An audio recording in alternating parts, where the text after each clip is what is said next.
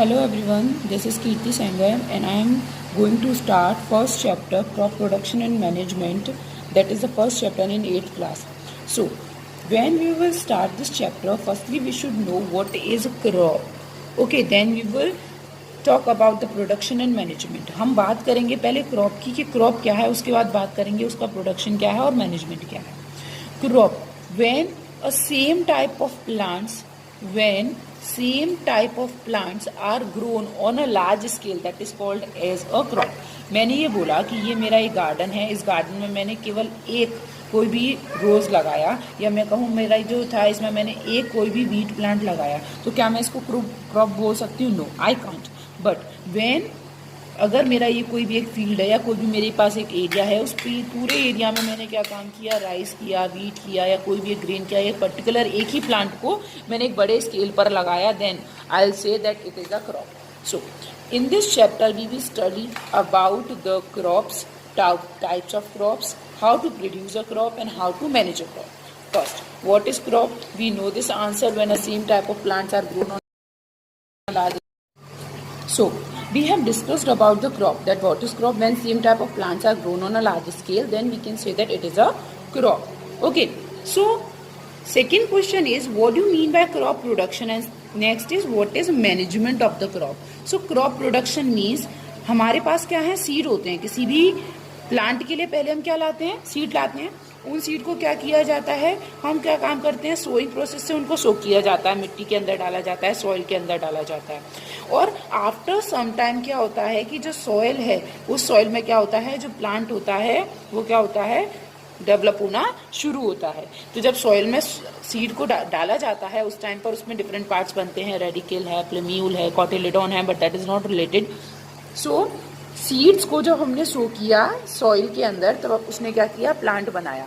तो ये जो एक प्रोसेस है, that is production, how we are producing a plant. लेकिन एक सीड से प्लांट तक का जो सफर है, सीड से प्लांट तक का जो ट्रांसफॉर्मेशन है, क्या वो वन स्टेप में हो जाता है? नहीं. क्या एक पर्टिकुलर टाइम पीरियड में हो जाता है, 1 मिनट में, 2 मिनट में, 1 घंटे में, 5 घंटे में? नहीं. मीन्स इसमें क्या लगता है, ग्रेजुअल प्रोसेस है जो टाइम के साथ साथ होती है. So the conversion of seed to a plant, to the mature plant that can be harvested, so that is a particular crop. So what is crop? When we grow a same type of plant on a large scale, then we will say that it is a crop. So crop production and management में जो हम ये पूरा जो सफ़र है, means seed से जो plant बनने की जो प्रोसेस है, इसे 2 स्टेप्स में डिवाइड करते हैं. First one is crop production and second one is crop management. Crop production में हम क्रॉप का प्रोड्यूस कैसे करेंगे, क्रॉप आएगी कहाँ से. तो फर्स्टली हम क्या काम करेंगे, सोइंग करेंगे. ठीक है, तो सोइंग से पहले भी, sowing is not a first step. Sowing नहीं, क्या हम किसी भी एक फील्ड में जाके डायरेक्ट सोइंग कर देते हैं? नहीं. उससे पहले एक और स्टेप होता है, that one is preparation of field. Field को प्रिपेयर किया जाता है. अब फील्ड को क्या प्रिपेयर करना है, फील्ड को प्रिपेयर करने में सबसे मेन जो प्रोसेस है, दैट वन इज टिलिंग. आपने देखा होगा आफ्टर हार्वेस्टिंग जो प्लांट के जो रूटेड पार्ट्स होते हैं उनको कहाँ छोड़ दिया जाता है, सॉइल के अंदर छोड़ दिया जाता है. सॉइल के अंदर जो रूट्स या रूटेड पार्ट को छोड़ दिया जाता है, उसका एक रीज़न ये भी रहता है कि उससे जो सॉइल है वो कैसी रहती है, पोरस रहती है, जिससे कि क्या होता है, अगर सॉइल पोरस रहेगी तो उसमें क्या होगा, गैसेस एक्सचेंज इजीली होता रहेगा. और सेकंड क्या होता है कि उसमें जो माइक्रो ऑर्गेनिज्म होते हैं उनकी ग्रोथ के लिए प्रॉपर प्लेस बनी रहती है. और जो अपनी सॉइल है वो क्या रहती है, वो अपनी जो सॉइल है वो एक तरीके से कहना चाहिए यूजफुल रहती है अपने लिए, या फर्टाइल रहती है, वो खराब नहीं होती है. तो पहले क्या किया जाता है, प्रिपरेशन ऑफ फील्ड में सबसे पहले फील्ड को प्रिपेयर किया जाता है, जिसमें टिलिंग किया जाता है. What do mean by tilling? Tilling means होता है रिमूवल ऑफ टिलेज. अब टिलेज क्या है, जो सॉइल के अंदर जो रूटेड पार्ट पड़े हुए हैं ना, रूट्स वगैरह हैं, क्रॉप, जैसे मैं ये बोलूँ कि यहाँ पे मेरी एक क्रॉप लगी हुई थी, ठीक है, इस क्रॉप को मैंने क्या काम किया, यहाँ से कट कर दिया, लेकिन ये जो रूटेड पार्ट था उसको सॉइल के अंदर छोड़ दिया. So this part is a tillage. तो इस टिलेज को क्या किया जाता है, अब आपने इसमें क्या किया जाता है, जिसमें आपने प्लोइंग सुना होगा, प्लगिंग, प्लोइंग. प्लोइंग किया जाता है। प्लोइंग में क्या किया जाता है कि जो पहले क्या किया जाता था, हल से की जाती थी कि बड़े बड़े हल होते थे, उन हल से जानवरों की मदद से, बैल की मदद से प्लोइंग की जाती थी। लेकिन आजकल क्या होता है, उसके लिए ट्रैक्टर्स और अलग मशीन्स हैं जिनको यूज़ किया जाता है प्लोइंग के लिए। तो ये जो अपनी प्लोइंग प्रोसेस है ये किसके लिए यूज़ की जाती है, प्रिपरेशन ऑफ फील्ड के लिए यूज़ की जाती है, या फिर हमें कहना चाहिए टिलिंग प्रोसेस के लिए यूज़ की जाती है। Second one is sowing. Sowing process में क्या किया जाता है, सोइंग के अंदर क्या किया जाता है कि जितने भी अपने पास क्या है, अपन मार्केट से जाके क्या लेके आए, काफ़ी सारे सीड्स लेके आए। So firstly we have to select the seeds. हमें सीड को क्या करना पड़ेगा, सेलेक्ट करना पड़ेगा। तो सेलेक्ट करने के लिए आजकल तो जो मार्केट से जो सीड्स आते हैं वो कैसे आते हैं, उन्हें सेलेक्ट करने की जरूरत नहीं होती, डायरेक्ट उनको क्या किया जाता है, सोइंग कर दी जाती है। लेकिन कुछ फिर भी कुछ सीड्स ऐसे होते हैं ना, सेलेक्ट करने की जरूरत होती है। तो इनमें क्या किया जाता है, सेलेक्ट करने की एक बहुत ईजी मेथड है कि वाटर बॉडीज होती हैं या टैंक है, उसके अंदर डाल दिया जाता है सीड्स को। जो फ्लोट करते हैं वो ऊपर आ जाते हैं, जो हल्के होते हैं, और जो भारी होते हैं वो नीचे सेट हो जाते हैं। तो जो फ्लोट कर रहे हैं उसका मतलब क्या है, वो अपने काम के नहीं है। इनको क्या किया जाएगा, ये वेस्ट है, इनको रिमूव कर दिया जाता है, और रिमेनिंग जो है उनको क्या किया जाता है, उनको रख लिया जाता है, सुखाया जाता है, और सुखाने के बाद मशीन्स की हेल्प से या फिर नॉर्मली क्या किया जाता है, स्प्रेड के थ्रू क्या किया जाता है, उनको सॉइल के अंदर क्या किया जाता है, सोइंग उसकी कर दी जाती है। Now we will talk. अब हमने ये क्रॉप को प्रोड्यूस करने के लिए हमने सोइंग कर दी, लेकिन क्या सोइंग करने के बाद उसको छोड़ देंगे, नहीं, हमें उसको मैनेज करना पड़ेगा। मैनेज इन द सेंस हमें अब उसको मैनेज करना पड़ेगा, उसका मैनेजमेंट करना पड़ेगा कि तुम्हें कब खाना देना है। आपने सुना है कोई बड़े स्कूल्स होते हैं, उन स्कूल में क्या होता है, मैनेजमेंट होता है। वो मैनेजमेंट क्या काम करता है, उनका काम है कि बच्चों का किस चीज़ की ज़रूरत है, उन्हें कब कौन सा काम, कौन सी चीज़ को देना चाहिए, कब क्या देना है, क्या नहीं देना है, कितना देना है। तो वही है जो अपनी क्रॉप है। जब हमने क्या काम किया, मैंने क्या बताया, क्रॉप प्रोडक्शन एंड मैनेजमेंट में सीड से प्लांट बनाना है, तो सीड से प्लांट बनाने में जो अब मैनेज करना पड़ेगा। अब ऐसा नहीं है कि प्लांट को लगाया फील्ड में छोड़ दिया, नहीं, अब हमें क्या करना है, उसको मैनेज करना है। मैनेज इन द सेंस हमें उसको पानी भी देना पड़ेगा। अब उसकी सारी ज़रूरतें हमें पूरी करनी पड़ेंगी। हमें उसकी फूड सप्लाई देखनी पड़ेगी, वाटर देखना पड़ेगा, उसका प्रोटेक्शन देखना पड़ेगा। जब बच्चा छोटा होता है तो क्या माँ बाप उसे बर्थ के बाद छोड़ देते हैं, नहीं, जब तक वो मैच्योर नहीं हो जाता। तो प्लांट कैसा नहीं हो जाता, जब तक मैच्योर नहीं हो जाता। बेबी प्लांट तो बन गया, प्रोडक्शन तो हो गया, लेकिन उस बेबी प्लांट से क्या करना है, हमें मैच्योर करना है। तो बेबी प्लांट से जो मैच्योर करना पड़ेगा तो उसमें मैनेजमेंट की जरूरत है। तो छोटे बच्चे को बड़े होने तक जैसे फूड दिया जाता है, वाटर दिया जाता है, प्रोटेक्शन दिया जाता है, that is the part of management. Same baby plant को मैच्योर प्लांट तक हमें क्या करना पड़ेगा, मैनेज करना पड़ेगा। और मैनेज करने के लिए हम क्या काम करेंगे, we will provide food, we will provide water, we will provide protection. अब पढ़ी लिखी भाषा में अगर हम बात करें तो क्रॉप मैनेजमेंट में first one is we will provide food. Food means we are providing manure और fertiliser, this is the type of food. Second one is we are providing water, supply water to the plant after a particular interval is called as a irrigation. Next is protection. Protection is the protection, तो protection ही है, लेकिन protection किससे है, दो तरीके से होता है। एक तो होता है weed से protection, एक होता है insect से protection। ठीक, तो ये सारे स्टेप्स हमें क्या करने पड़ते हैं, यूज करने पड़ते हैं। और कहीं कहीं पर हमें क्या करना पड़ता है, अगर हम ये चाहते हैं कि हमारे प्लांट जो है हम ज़्यादा से ज़्यादा प्लांट अपनी जगह में ग्रो कर पाएँ, तो उसके लिए एक चीज़ और यूज़ की जाती है, दैट इज क्रॉपिंग पैटर्न्स। अलग अलग क्रॉपिंग पैटर्न्स भी यूज़ किए जाते हैं, but this is also the part of crop management. But basically in 8th class you will study about the manure and fertilizer, irrigation and protection. After that we will study about when the mature plant we will get the mature plant, then we will cut it, then harvesting, storing. That is also the part of crop management, but the basic part are manure and fertiliser provide करना, irrigation करना, protection करना, ये main 3 part है। इनके बाद जो secondary management है उसमें हमारा आता है उनको हार्वेस्ट करना, उनको स्टोर करना, मार्केटिंग करना, वो सब जो आता है उसमें आता है सेकेंडरी मैनेजमेंट पार्ट में आता है। फर्स्ट मैनेजमेंट पार्ट में ये आता है, मतलब अपनी प्रायोरिटीज क्या है, वो हमारी ये प्रायोरिटीज है। So now we will discuss these topics. Now we are starting with manure and fertiliser.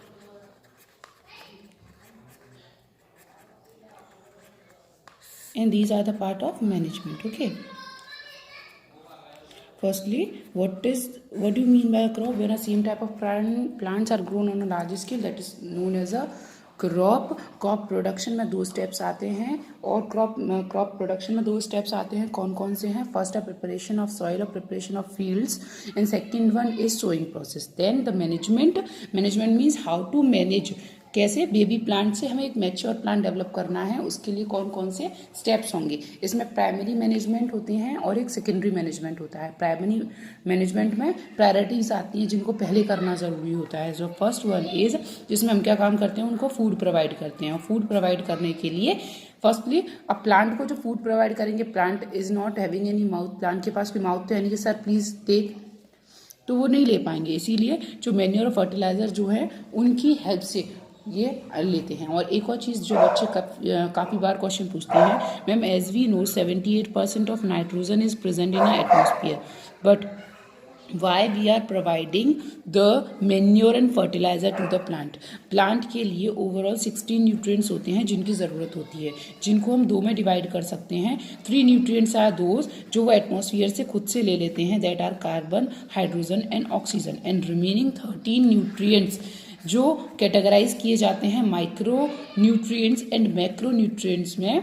Micro nutrients are those nutrients that are required by the plant but in a small amount, and macronutrients are those nutrients that are required by the plant in a large amount.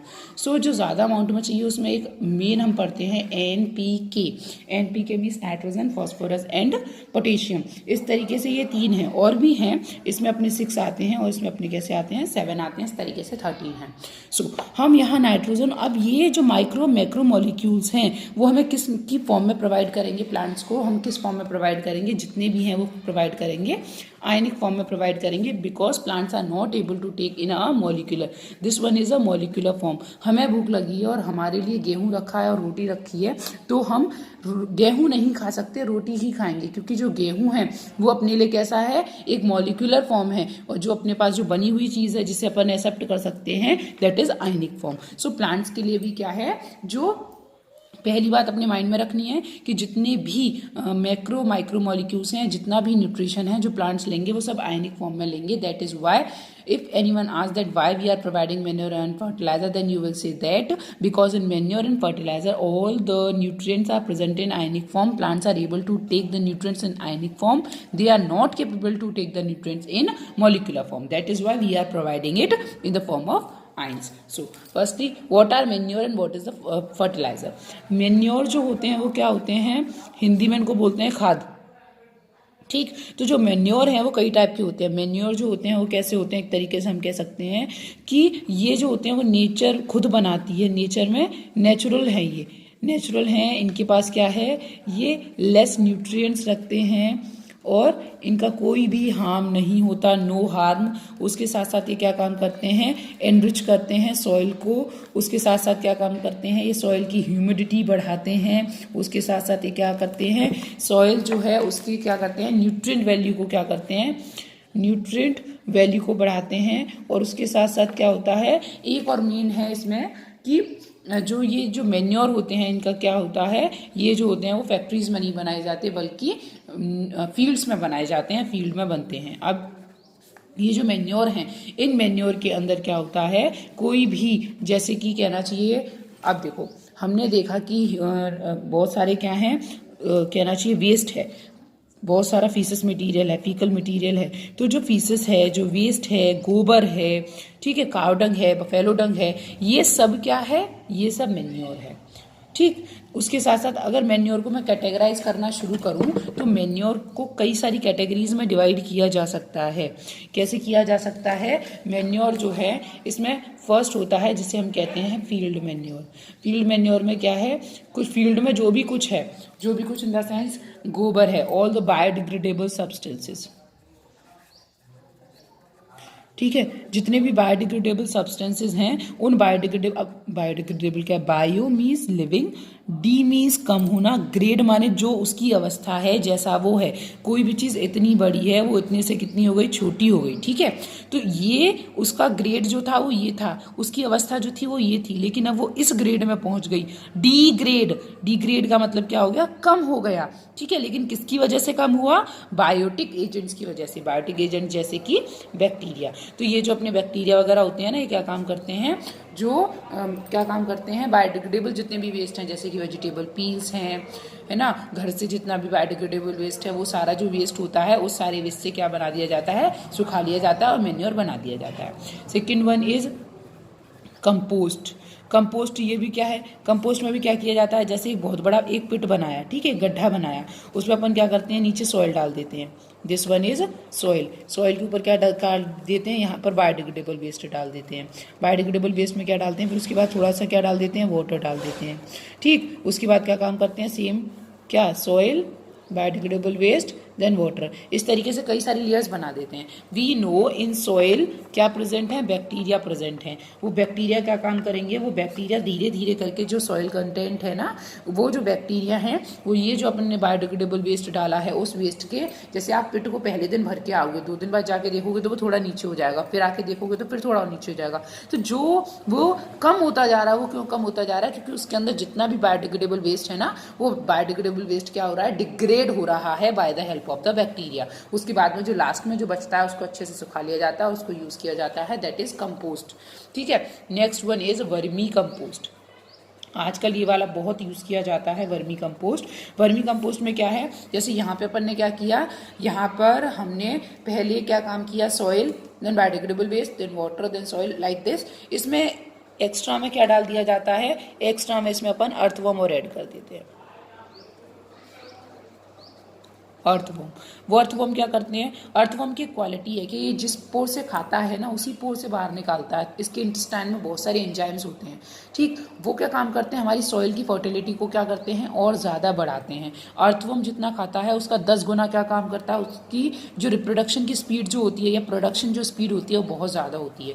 तो अगर मैं in short अगर मैं बोलूँ तो manure क्या है, manure वो है जो क्या है, फील्ड्स में नॉर्मली बन रहा है, ये कोई भी हार्म नहीं करता। इसमें किसी भी न्यूट्रिएंट का हम ये नहीं कह सकते कि बहुत ज़्यादा अमाउंट होगा, स्पेशली किसी न्यूट्रिएंट के लिए नहीं बनाया जाता है, नेचुरल है, ठीक। ये क्या काम करता है, सॉइल की फर्टिलिटी को बढ़ाता है, लेकिन जैसे अपनी वो नहीं होती आयुर्वेदिक दवाइयाँ होती हैं, तो क्या काम करती हैं, उनका कोई साइड इफेक्ट नहीं होता, नुकसान नहीं करती हैं। तो ये हमारी एक तरीके से क्या वही आयुर्वेदिक है कि इसका कोई भी नुकसान नहीं है। ये मैन्योर के अलग अलग टाइप में, फील्ड मैन्योर मतलब फील्ड में जो जो चीज़ें हैं उन सब का यूज़ करना, जैसे कि गोबर, स्पेशली हम बोलेंगे, अगर इसमें मैं बोलूँगी फील्ड मैन्योर में, तो मैं बोलूँगी जो काव डंग है, जो बफेलो डंग है, सीधे इनको सुखा लिया गया और यूज़ किया गया, that is field manure. Compost, all the biodegradable waste are degraded by the help of the bacteria, then it is utilised, then it is utilized, then it is called as compost. And next one is vermicomposting, is a technique in which along with the biodegradable waste we add some earthworm, and when the manure is prepared by the of the earthworm, then it is called as a vermicomposting. So now we are talking about the fertiliser. Fertilisers क्या है, fertilisers हम पहली बात factory में बनाते हैं। अगर मैं आपसे बोलूं कि मेरा प्लांट एक तरीके से बिल्कुल सही है लेकिन उसमें नाइट्रोजन की कमी हो गई है, then you will add manure, no, manure से कुछ नहीं होगा। अगर फॉस्फोरस की कमी है तो, अगर पोटेशियम की कमी है तो, मतलब पर्टिकुलर अगर न्यूट्रिएंट की कमी है तो उनके लिए मुझे पर्टिकुलर न्यूट्रिएंट ही देना पड़ेगा। तो फर्टिलाइजर्स जो है वो क्या हैं, इसीलिए बनाए गए। फर्टिलाइजर्स स्पेशली किसके लिए बनाए जाते हैं, अलग अलग न्यूट्रिएंट्स के लिए बनाए जाते हैं। नाइट्रोजन के लिए अलग, फॉस्फोरस के लिए अलग और पोटेशियम के लिए अलग। फर्टिलाइजर्स पहली बात अगर मैं पॉइंट्स में बात करूँ तो फर्स्ट ये क्या होते हैं, केमिकली सिंथेसाइज्ड होते हैं, केमिकली बने हुए होते हैं, फैक्ट्रीज में बनाए जाते हैं। उसकी अलग मैं बात करूँ तो ये क्या होते हैं, काफ़ी ज़्यादा हार्मफुल होते हैं। और उसके साथ साथ एक और चीज़ है कि ये जो है वो क्या करते हैं, सॉइल की फर्टिलिटी को इतना ज़्यादा इम्प्रूव नहीं करते हैं, फर्टिलिटी को इतना ज़्यादा इंप्रूव नहीं करते। बस स्पेशलिटी ये है कि फर्टिलाइजर्स जो होते हैं वो क्या बनाए जाते हैं, किसी भी स्पेशल टाइप के उसके लिए बनाए जा सकते हैं, स्पेशल न्यूट्रिएंट के लिए बनाए जा सकते हैं। अगर फर्टिलाइजर मैं बोलूँ, जैसे कि if I am talking about the nitrogenous fertiliser, तो नाइट्रोजनस नाम से ही पता चल रहा है, nitrogenous fertiliser is that fertiliser that will provide the nitrogen. So जो नाइट्रोजन प्रोवाइड करेगा that is nitrogenous fertiliser, like urea, NH2CONH2। तो ये जो यूरिया है ये क्या है, ये भी फर्टिलाइजर है जो मेनली क्या प्रोवाइड करेगा, नाइट्रोजन प्रोवाइड करेगा। फॉस्फेटिक फर्टिलाइजर, पोटेशिक फर्टिलाइजर, इस तरीके से क्या है, फॉस्फेटिक मतलब क्या प्रोवाइड करेगा, फॉस्फेरस प्रोवाइड करेगा। पोटेशिक पोटेशियम क्या प्रोवाइड करेगा, जो क्या प्रोवाइड करेगा, पोटेशियम प्रोवाइड करेगा। It will provide potassium, it will provide phosphorus. और एक होते हैं मल्टी न्यूट्रिएंट वाले जो होते हैं, मल्टी न्यूट्रिएंटेड या न्यूट्रिएंट वाले जो होते हैं फर्टिलाइजर, जैसे कि एक आता है NPK के नाम से एक फर्टिलाइजर आता है। नाम से ही पता चल रहा है कि नाइट्रोजन भी प्रोवाइड करेगा, फॉस्फोरस भी प्रोवाइड करेगा, पोटेशियम भी प्रोवाइड करेगा। So if we will differentiate that what is manure and what is fertilizer, then you will say ये दोनों ही न्यूट्रिएंट प्रोवाइड करने के लिए हैं। मैन्योर जो है वो नेचुरल है, वो जो है वो कैसे हैं, केमिकली सिंथेसाइज्ड हैं। ये हार्मलेस होते हैं, ये हार्मफुल होते हैं, ये अपना इफेक्ट जल्दी नहीं दिखा पाते, ये अपना इफेक्ट तुरंत दिखा देते हैं। ये जो होते हैं इनमें क्या कहना चाहिए कि ये फर्टिलिटी को एनहेंस करते हैं, ये फर्टिलिटी पर इतना ज़्यादा इफेक्ट नहीं डाल सकते। लेकिन अगर एक्स्ट्रा अमाउंट में, अगर हम जैसे कि अगर हम एक्स्ट्रा अमाउंट में ये अगर प्रोवाइड करते हैं तो जो हमारा सॉइल जो है वो धीरे धीरे करके अपनी फर्टिलिटी को लूज़ कर सकता है, या जो मतलब कहना चाहिए जो अपनी सॉइल है वो क्या हो सकती है, उसको बहुत सारे हार्म्स हो सकते हैं। So this is all about the manure and fertiliser. Exams में 2 मार्क्स में या 3 मार्क्स में क्वेश्चन आ जाता है। Next we are taking a new topic that is irrigation, that is a second part of the management. So irrigation, next we will take irrigation. Irrigation is a technique in which it is the second part of management. ठीक, irrigation क्या है? Irrigation का मतलब है supply of water, supply of water to the crop after a particular interval of time। ठीक, तो time के साथ साथ जो प्रोवाइड किया जाता है। अब इसके लिए 2 टाइप की मेथड्स हैं, मीन्स कुछ हैं ट्रेडिशनल मेथड्स, कुछ हैं मॉडर्न मेथड। मॉडर्न मेथड में मेन आता है आपका 2 मेथड्स आते हैं, sprinkler and drip irrigation method. और जो ट्रेडिशनल है इसमें कई सारे आते हैं, डेकली सिस्टम, और पहले नॉर्मली क्या होता था कि कैनाल सिस्टम होता था। कैनाल सिस्टम में क्या किया जाता था, कैनाल सिस्टम के थ्रू दिया जाता था।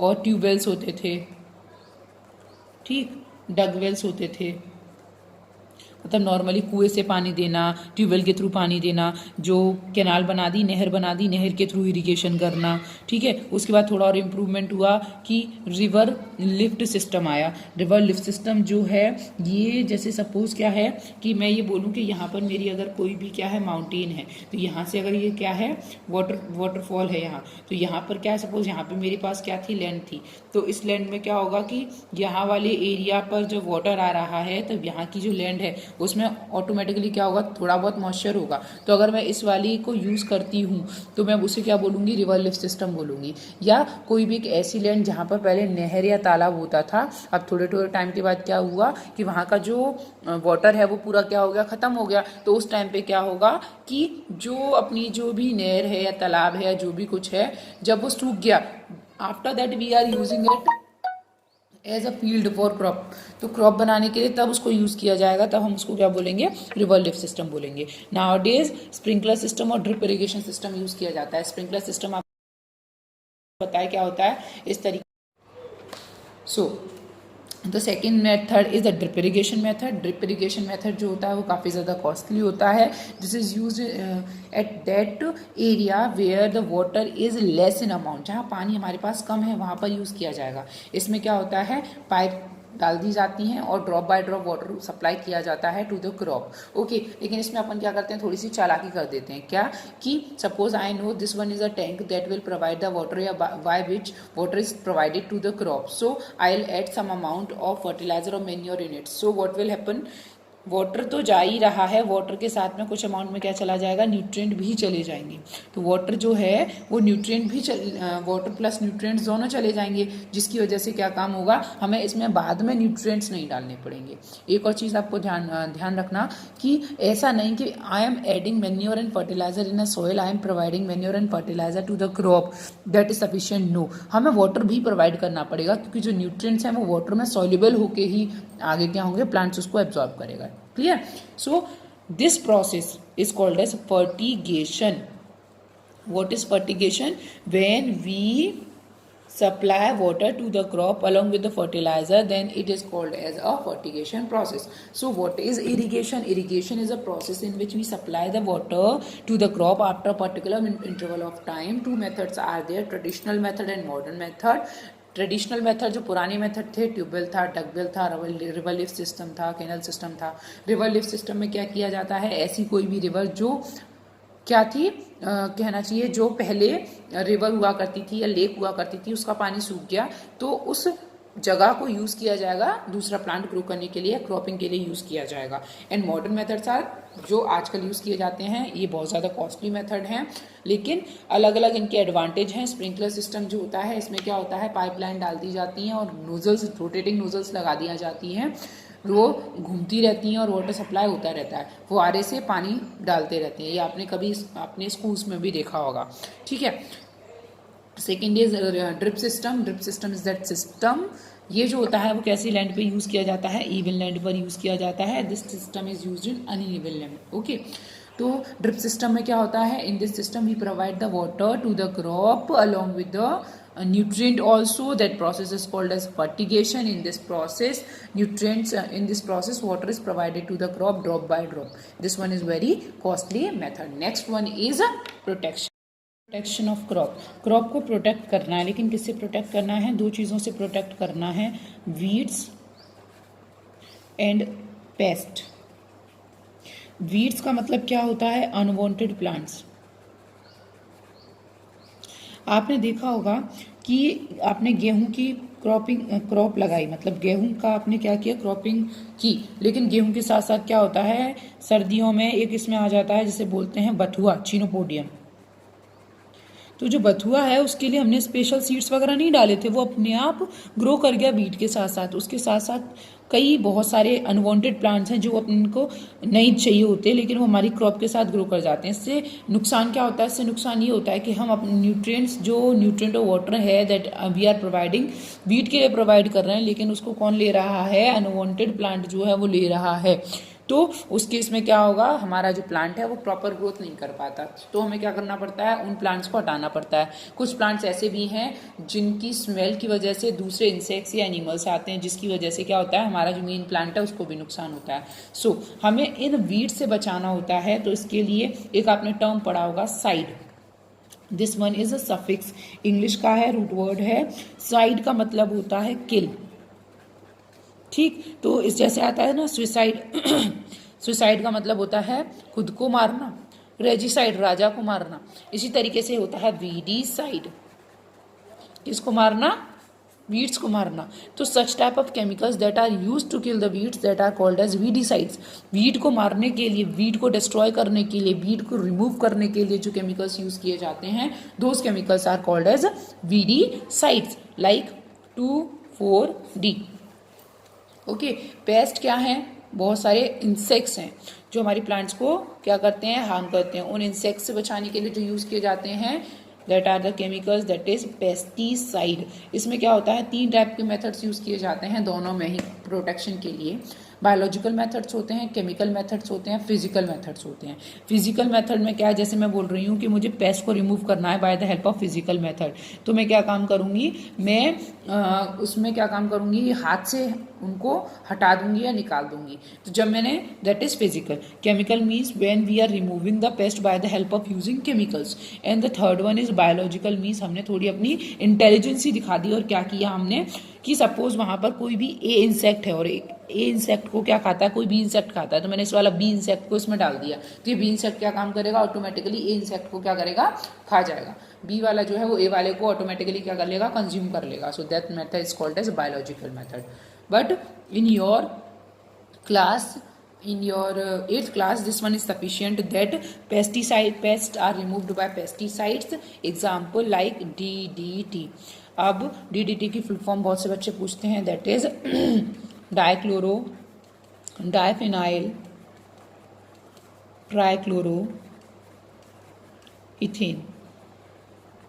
So this is all about the management. In next video we will discuss about types of crops, harvesting of crops and other types of crops on the basis of season. 3 types of crops are there, that are rabi crops, kharif crops and jaid crops, that we will discuss in next video, and the secondary management techniques that we will discuss in next video. In next video your chapter will be completed.